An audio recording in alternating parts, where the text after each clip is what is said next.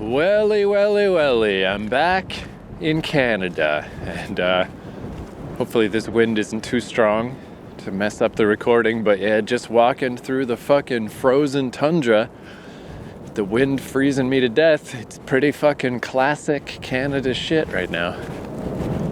Though I really don't mind the cold. I mean, I was really getting tired of sweating to death every fucking day, you know?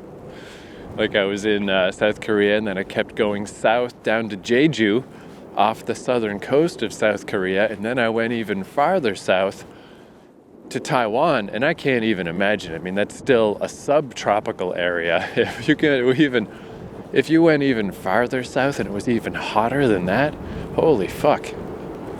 So I do like being back in the cold. I just like cold better. My day-to-day routine, getting bundled up for the cold, I much prefer to just sweating.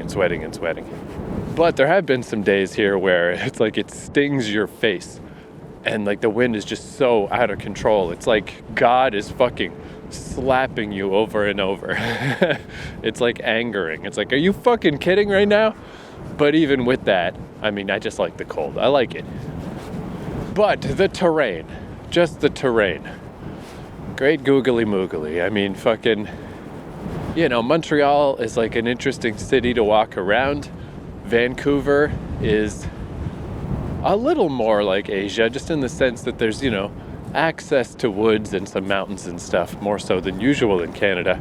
Toronto, man, I just don't know what to say. I mean, it's been great seeing people. And I guess that's always what I liked about Toronto, is when I lived here and I was just like, had roommates and we did stuff. We were always going out and hanging out and doing things. That's what makes Toronto fun. The people that you know here and the stuff that's happening here. Just the actual terrain of the place. It is just, I mean, I guess I said this last time I was in Toronto in those episodes, but it's just endless urban stuff. Endless. Literally, you know, all the way to every single city border and then beyond and beyond and beyond. Oh, this is actually getting pretty bad. This wind is getting pretty bad. Fuck. Yeah, that hurts. That hurts on the ears. And I got 2 hoods and a winter hat on. Fuck. Hold on, I can maneuver my neck warmer so that it also covers my ears. Ah, the life of the tundra. But yeah, it's been really great seeing people, because between COVID and then going to Asia for a year, it's been literally 5 years since I've been back here. But saw my old gang, we all just slipped right into things like nothing. Everybody's kids are older, but we ourselves don't seem any different. So that's nice. That nice middle ground in life where we're not all getting noticeably older yet. So that was delightful. But, you know, everyone has jobs and stuff. So during the week, I'm just on my own. And in that sense, I've also just slipped right back into the Canada life, and specifically the Toronto life. Like no time has passed, but that's not a good thing in this case. It's just like, oh man. I'm at the edge of town. I'm by Finch West Station, just because that's where I got a pretty good deal on an Airbnb. So it's by a train, you know, it's not that bad. It's easy enough to go rendezvous with people. But it also did help, I think, when I lived here, that I lived by the Duff Mall, not exactly downtown, but close enough. A much more interesting neighborhood. Out here on the outskirts, it is car culture for sure. It's just huge blocks, like big long streets with just box stores, and that's it. And that's where, like, you know, I feel like I'm spoiled and not spoiled at the same time. Like, all I want out of life, really, I feel like, is fairly simple. Just want to wake up in a dumb little room with a bed in it. Doesn't need to have anything fancy. Just want to wander outside, go to a convenience store, and just walk around and go soak in a place. You know, I don't need big TVs and vehicles and fancy shit. I don't need anything. I just want to wake up, walk around, go home, go to bed. So in that sense, I feel like I'm not asking for much. The problem is, I guess, for the interesting terrain and the interesting infrastructure that fits with being a pedestrian, it just doesn't, North America is just not the place. So that's where I'm spoiled. It's like, oh, I kind of want this sort of simple life, but in order for it to function properly, I have to be on the other side of the world. That's where it gets tricky and expensive, and like, I'm lucky that I got to do that. But it really just, the day-to-day work so much better, it's so much more interesting in those other countries where I could just wake up and just go outside, and it's just interesting and exciting, and even just the convenience stores are fun. And then I could just get on transit and go somewhere where there's a fucking mountain and climb up the mountain and see cool weird statues and stuff. Every day was just interesting. And I think I made the right choice to just sort of park my writing while I was there. Because what I was doing, I still have my little travel podcast, the Roaming Holiday podcast, where I'm still just putting out episodes that I recorded while I was traveling. So I'm still, I'm in Busan in that podcast. So I get little to go remember stuff as I'm editing. Like, oh yeah. And what I was doing at that point was one day on, one day off. Like one day I would go to a coffee shop and do some writing. And then the next day I would not do that. I would go out and explore the world. And then I gave up on the writing part and I just explored. And I do think that was a good call, because the time went by fast, so I'm glad I soaked in as much as I could over there. So now I'm back in boring old Canada. It's like, all right, let's get back to writing every day. But that's the other thing that's wild, is that even if I didn't just go explore the edges of how far I could get on transit and just go hike up mountains and go do the exploratory version of visiting Asia, even if I did just go over there to go to coffee shops and write, it's still so much more interesting there than it is here. Here it's like, I've got some options for coffee shops and stuff, but not a ton, and it's this long, awful, boring walk to get to them through the car culture to end all car cultures, just fucking highway grids. Everything is flat, everything is just kind of bland. And then when I get to the coffee shop, maybe it's just a Tim Hortons, maybe it's a little more interesting than that. But even if it is, like I went to a place, Aroma Coffee today, that, it's pretty cool. They give you a little tiny square of chocolate with your drink. I don't know, it's all right. But it's like $7 also for a drink. Or you can go to Tim Hortons and spend $1.50, but then that's just like Tim Hortons. Like, just blah. It's like going to Dunkin' Donuts to write your novel. So even in that sense, like even if I had just gone over to Asia to be a writing guy, it still was like so much more interesting, because it's so much easier to travel around to different neighborhoods on transit. And just the coffee shop culture is so awesome over there. I mean, South Korea is crazy about coffee. I think technically, there's more coffee shops and stuff in America, but only because America's huge. Per capita, they gotta be number one in South Korea. They love coffee. And I found Edea Coffee was my favorite chain over there. But there's a million types of coffee shops, and again, so much more fun to get up in the morning and go to a coffee shop. And in Taiwan, it was Louisa Coffee was my favorite, because it just, had a good vibe. It was just cool. I just liked it. I didn't have a super clear favorite in Japan. I kind of leaned toward Tully's, but I didn't feel the same kinship as with Edea and Louisa. But yeah, just that. I mean, even that's just like, I'm trying not to, be all down about, oh, here I am in Toronto. It is what it is. I'm a Canadian citizen. I had to come back eventually. But it's just weird to realize that even if I didn't want to go hike up mountains and explore stuff, even if I just wanted to do the quote-unquote boring version of that trip where I just hung out at coffee shops, it's still much, much more interesting. And each day just felt more fascinating than it does here. Here it's just like, I always think of that Futurama thing where Fry has this food called Bachelor Chow. And it's just, utilitarian. It's like a big bag of dog food that he just pours water on and he just eats it. that's how life feels here. It's just the bachelor chow of life. Like, I did a big 2-hour walk down Jane Street the other day to get to one of my friends' new places. And again, hanging out with my friends was great. But the walk there, where like if you walked for 2 hours in any Asian city, the amount of stuff you see is like crazy. The density of stuff. It's so goddamn interesting. Where here, it's like there's another Dollarama, there's another pizza. Toronto's really good for restaurants though. It is insanely multicultural. I'll give it big points for that. But yeah, just as a place, that's where, like I was saying at the start, in some ways, my desires in life are very simple. A dumb little room with a bed in it, a little pocket money to go to a convenience store and a coffee shop, a transit pass, the end. I'd be happy for the rest of my life with those things. But where it gets difficult is that I also just need volcanic island terrain that just doesn't exist around here. So that's the part where what I want is very hard to get and expensive to get.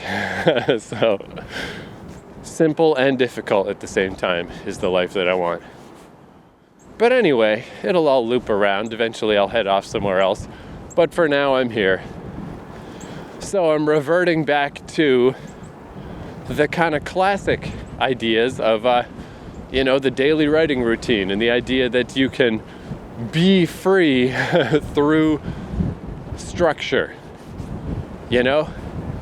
Get the structure going again. Go to the coffee shop every day.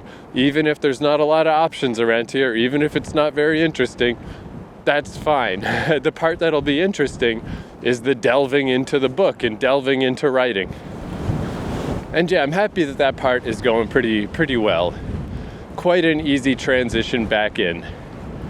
I spent so many years developing the daily writing habit that, we're right back to where we were. I'm still very shocked how little I get done every day. I mean, just now, I just sat at that fucking Aroma coffee shop for like 2.5 hours. And I don't have a ton to show for it, but I got some. I got some. That's all that matters. Just a little bit. Just get a little farther every time. Yeah, I'm also just where I happen to be. I'm by York University. Oh man, just this wind is just blowing snow across this field. It looks really cool. Sure is cold though. Fucking sure is cold. But yeah, since I'm by this university, as soon as noon hits, everything goes fucking bananas and everything is fucking real busy. So yeah, that's what has been getting me up and getting me going. Just get there before noon. Like today, I got there at like 10 o'clock, not exactly early in the morning, but it's just nice and empty-ish, and like the little counter where I was sitting has just got nobody there. I can just go hole up in the corner and I don't feel bad that I'm taking up a spot for 2 hours. But if I get there later in the day, yeah, then it's no good. Then it's like, tons of people everywhere.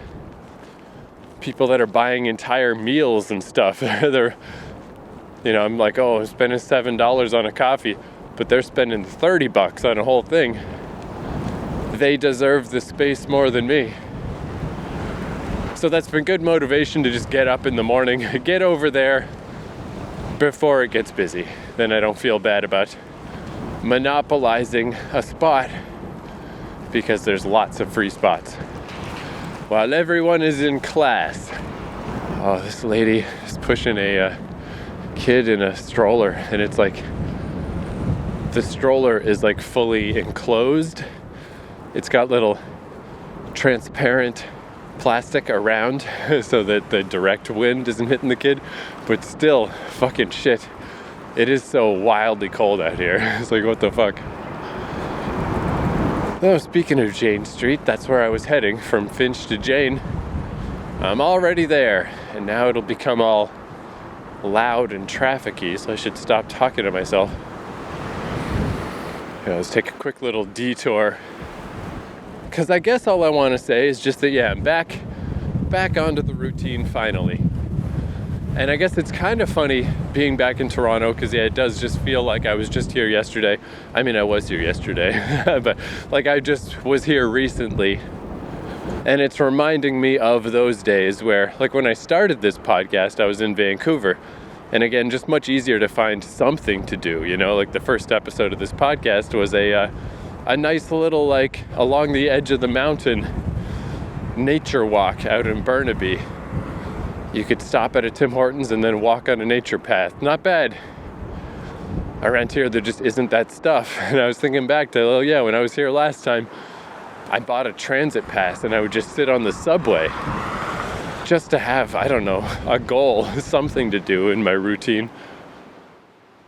And I do remember, it just seems like a funny joke at this point, that I was talking about how I was getting close to the end last time I was in Toronto. So I went and looked that up, and it's like, when was that? It was the episode, The Start of How It All Ends. I remember that because I named it after the Lorde song, Yellow Flicker Beat. This is the start of how it all ends. They used to shout my name, now they whisper it. It's a good song. My singing's not up to full power when I'm being blasted in the face by frigid winds. But yeah, I just remember that episode because I was talking about how this was my last chance to use my notes. Like I had to go through my notes and see like what, in a more general sense, is there anything in here that I want to include in the story that should go in here? Because this is it. This is the last chance. I'm entering the last segment of the story where I can no longer go back and use this stuff. And that just seems funny talking about approaching the end because I went and looked it up. That was December 2019. And it is 2025 now. February 2025. So a little over 4 years that I've been, quote unquote, approaching the end. That's kind of like a bad joke now. Like, fuck, I'm slow. And I mean, obviously I'm always slow and I just made my peace with it. But I guess, semi in my defense, I mean, after that was when COVID happened.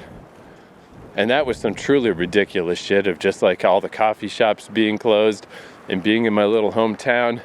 And I just remember taking my fucking Chromebook out into the woods and setting it up on a fallen tree like it was a desk and doing writing out there because I had nowhere else to go. And I just don't like writing at home. I don't like that stir crazy feeling. And then my computer started shutting off because it was so cold. And then I got a little folding chair and just set it up out in the snowy field somewhere. It's just fucking insane. I mean, that was COVID, that shit was weird. And then I went to Asia, and like I was saying, I don't regret that I took the year off. Keeping up my writing out there was just hard to do. And out there, it's just exploring random mountains and shit was way more important to me. Where here in Toronto, what's the trade-off? I'll sit at the coffee shop and do writing, or what? Or nothing. There's nothing else to fucking do. So, now we're back on the writing. But yeah, still funny that was that long ago, that I was approaching the end, quote unquote. But I really am at the end now, like no joke. Like this is it. I don't have notes anymore. There's nothing left. Whatever notes I had for this last chapter, I just arranged them in order. I didn't have as many as I expected. I feel like I wrote a lot of stuff about the end of this book, but I guess it's more that I just thought about it a lot. Thought about the songs that would play or whatever. Or I guess it's that I did have a lot of notes about the end, but this is the end. The end. The titular explosion has happened. Sarat's in her little pod going to rendezvous. It's just connected to the ship where she is going to meet up with her fellow Therium. And now she's got to just walk down the hallway and meet them. And then the book is over. That's it. That is it. It's so the end that it's like ridiculously close. It's a weird feeling because this like feeling the character has of like the sort of nervousness, the apprehension of going to meet these people that she's deliberately not met up to this point. You know, all of the Ethereum have kept themselves isolated from each other as they try to parse the trauma of their homeworld exploding. Now they're all together. So this feeling she has of walking down the hallway and like the nervousness of it, I feel that in real life. It's like, man, once we get to the end of that hallway, this is it. This fucking book is over. And then that's a whole new world of editing a book. And then what happens after that and blah, blah, blah. But whatever, like the whole mission statement of this podcast, how to write a novel, it's going to be done very, very soon. How to edit a novel, how to market a novel, all this shit. I'm not saying I won't talk about that stuff, but that's all other stuff. That was never the concern, really. The concern is just I never seem to finish a novel. Let's do it. Let's finish a novel. And whoops, it took 3 or 4 times longer than I thought. But who cares? I did it. I made it. I'm going to be there any second. But then what? You know, then there's a whole new world of stuff. So that's a weird feeling.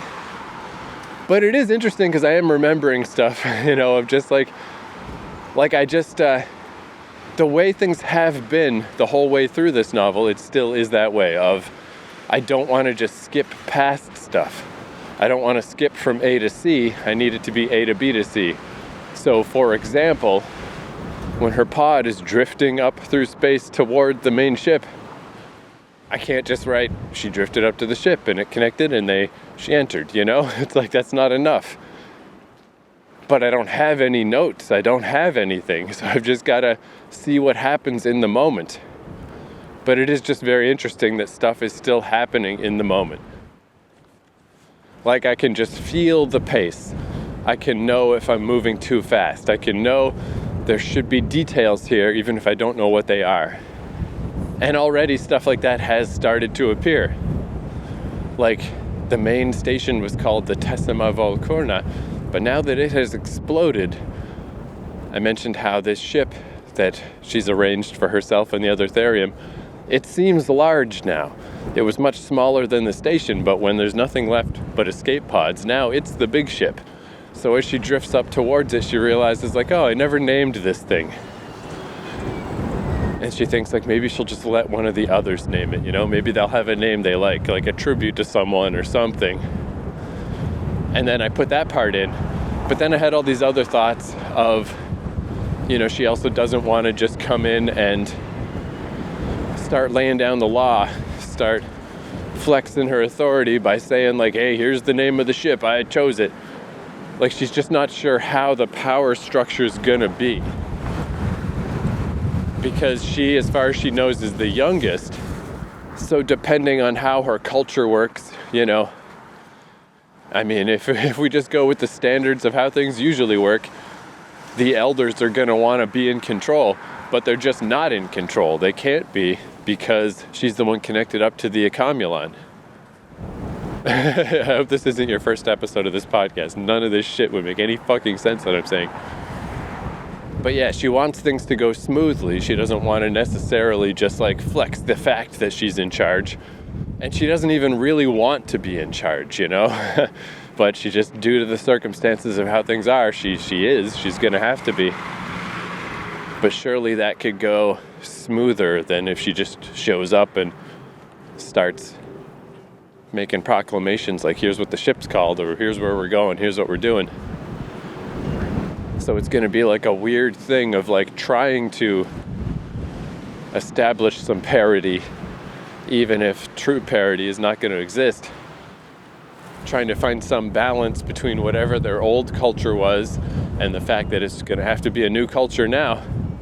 However, I didn't put any of that stuff in because all of that is just like, man, that's a lore dump. That's an info dump all of a sudden out of nowhere. So it's like, it was interesting of like, it was fun to come up with that stuff and to have those thoughts. But then the next day when I read it back, I'm like, yeah, but I'm going to cut all that. That's just too much. That's too much right now. Hopefully people will infer some of this type of stuff, or they'll have these thoughts themselves as they read the story. But again, the pace, it's like I needed her to have some introspection time, not to just rush to the end, But not too much, because it's like, we're at the end. Like, shut up already. But anyway, truly am at the end. Truly am this time. So fucking close. It's a very weird feeling. But anyway, yeah, here we are, back in the routine, back in Canada. And, after Toronto, I'm heading back to my hometown, so yeah, I don't know. There is no escape from the uninspiring locales for the next little while. But that's all right, I guess. I'll just focus on, again, the routine. The quote-unquote boring routine is what frees up your brain to be able to do fun, interesting stuff in the writing side. I mean, I preferred it when I just had to wake up and walk out of my front door and just things were exciting and things were interesting. I've really been thinking about Taipei especially. That's really stuck in my mind. The 3 months I was there, what a great city. What a cool, fucking, super interesting city. But that's done for now. My just like life on easy mode, everything is just interesting because it's a whole new place and a new culture and a new situation that I'm not, that I didn't grow up with.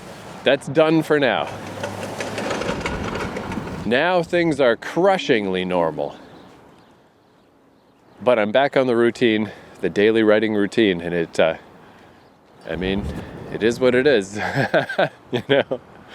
Great stuff will come of it, even if it itself is there's not much to say about it. It's just like, whoop, here we are, Ontario, Canada, the waiting room for interesting things to happen.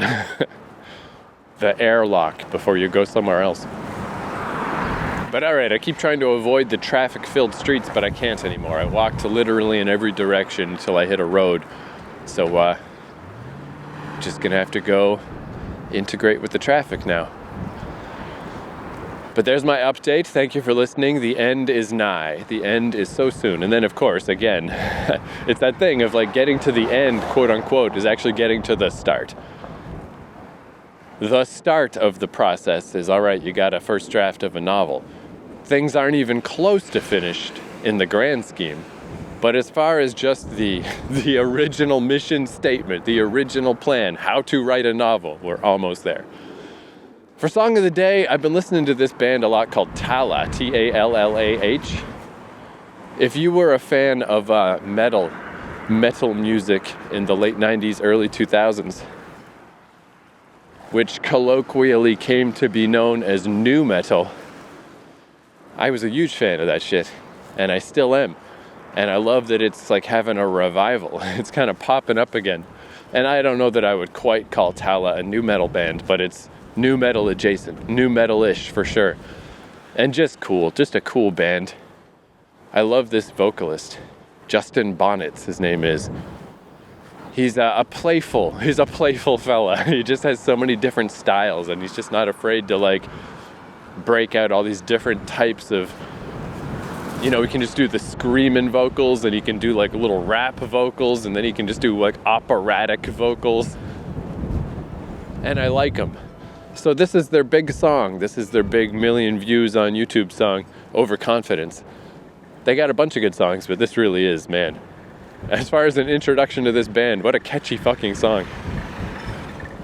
She's my crutch. I'm in need of her system. I'm marginally obsessed with the way I present myself. I overreact because that's how I roll. I've been told I am hysterical. Oh, I'm Armageddon, son. Oh, don't resent me as I bust this out. She requested my submission, and we all know how this one ends. I've been given this chance to entertain you. Yes, I'm a slave to the gain and the pain of my confidence. I wasn't it only to help you out. Lie in the darkness to save my life. I envision a world where the choices are mine. Yes, I'm a slave to the gain and the burn and I drown in my confidence. He's a lot better than me. He writes cool lyrics too. I shot 2 bullets through the walls just to stand between the eyes of God to let him see, let him weep at the construct he cast aside. But I'm over it, cause I've been feeling so confident. What a cool song. Overconfidence by Tala. See you next episode for probably this fucking book to be done.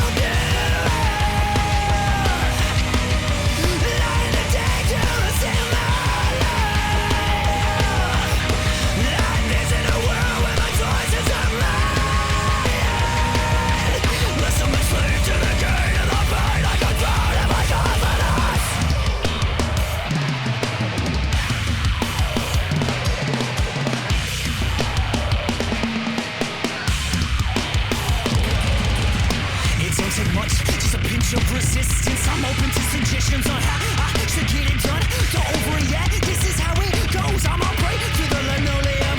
She doesn't hear us out. Hold your resentment while I dig me out.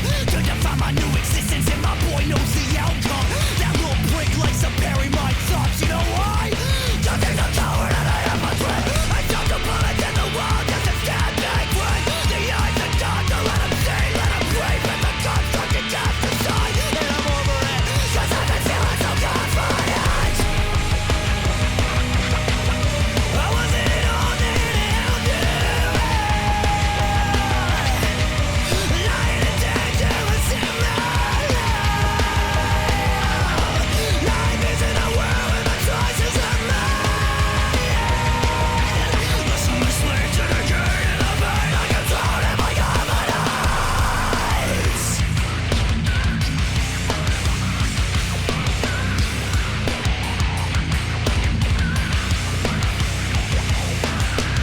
Life, how can you clarify it?